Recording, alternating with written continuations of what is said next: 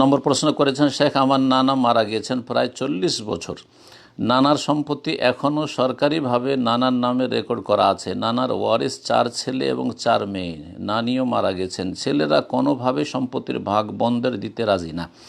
এর মধ্যে কয়েক বছর আগে 2 ছেলে মারা গেছেন, তারপরও তারা ভাগ বোনদের দিতে রাজি না, কারণ তাদের নিয়ত হচ্ছে অসৎ। তারা হচ্ছে হারামখোর, হারাম খেয়ে খেয়ে বদ অভ্যাস হয়ে গেছে আমাদের মুসলিম সমাজে। বোনদের হক নষ্ট করে, হক মেরে বেঈমানি করে তাদের প্রকৃতি বিকৃত হয়ে গেছে।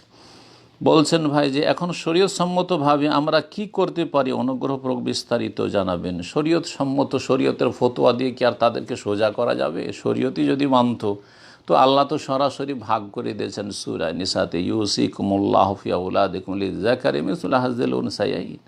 আল্লাহ রাব্বুল তোমাদেরকে ওসিয়ত করছেন, আল্লাহর উপদেশ মানছে না তো আমাদের উপদেশ আর কি মানবে? সুতরাং এইরকম কোনো উপদেশ আর পরামর্শ আর নসিহতে কাজ হবে না। এখন যে কাজটি করতে হবে সেটা হচ্ছে আইনের আশ্রয় নিতে হবে।